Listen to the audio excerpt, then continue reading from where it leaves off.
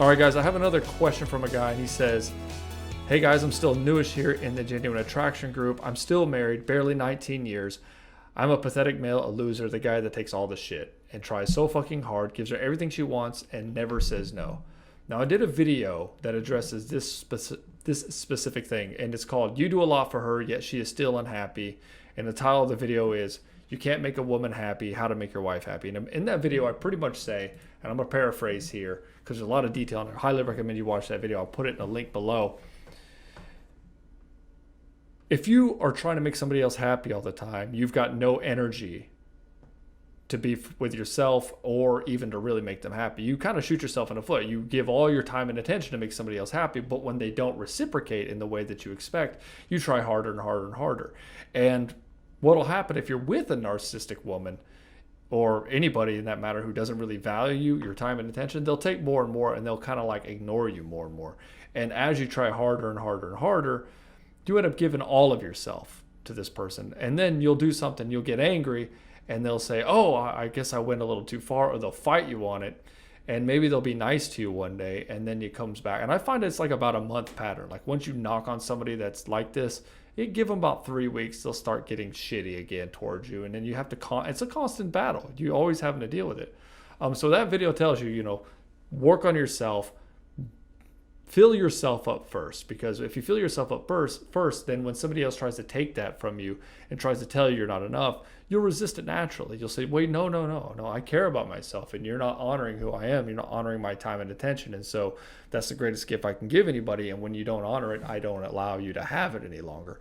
And you typically quietly walk away, or you start to move away from them. Watch that video. It'll help you.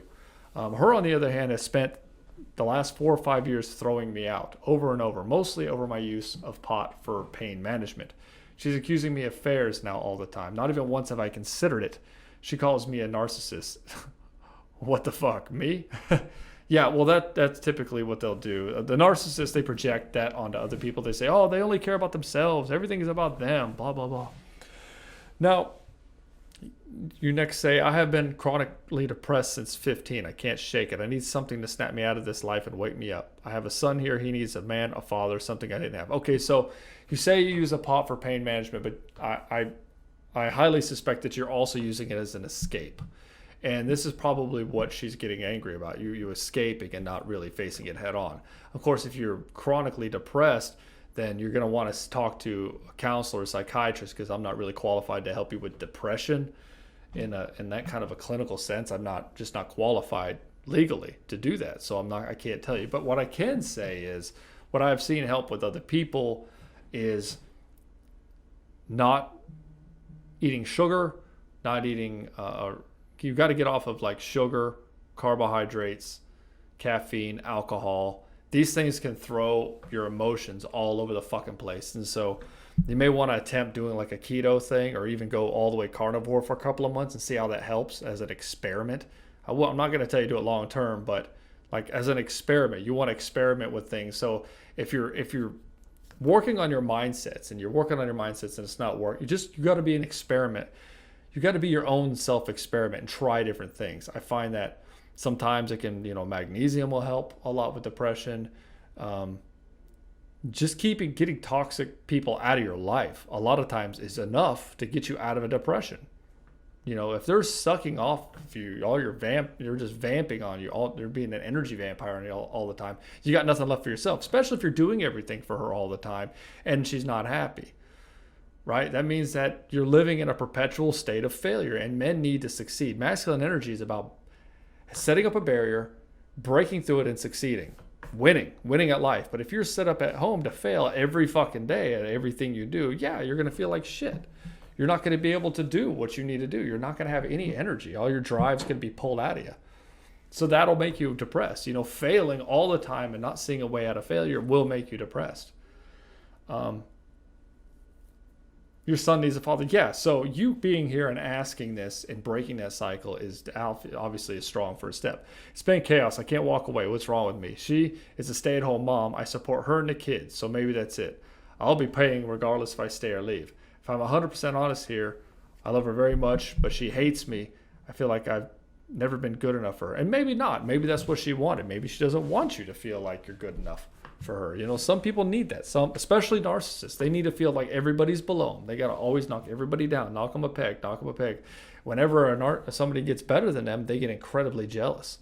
And somebody's better than them. So, you know, her jealousy issues could be like, I'm knocking him down all the time. If some other woman catches his eye, how does that reflect on her, right? And so she's going to get jealous. She's going to do that.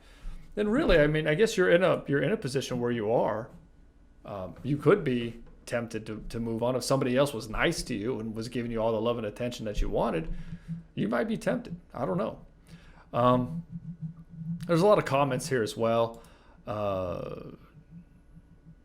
She hates that you use pot over Percocet. I can understand that.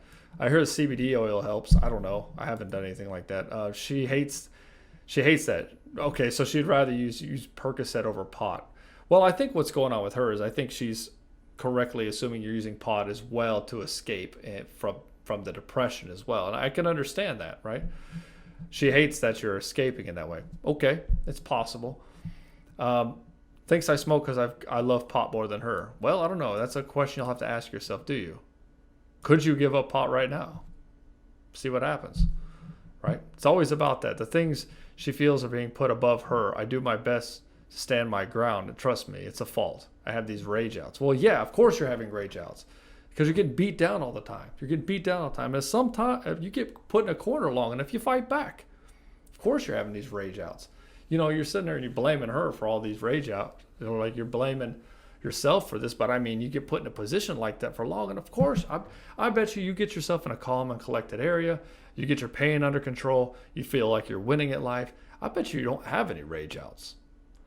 You know, we all have some shit in the past. These songs just, and some other guys like Mike, man, he gave a lot of great commentary as well. Definitely listen to him. He's talking a lot in the psychology about it. But yeah, I would say, you know, even if I heard that people, when they have problems with their back, you know, carnivore can help because it allows, I know gluten can get involved with the joints and stuff. I don't know. I'm not a doctor.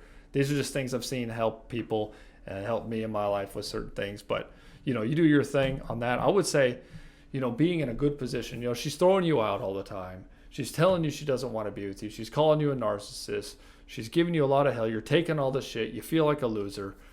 This is where you got to stand up for yourself. And this might be your karma where you just have to start, you know, you call yourself, you're naming yourself the pathetic male.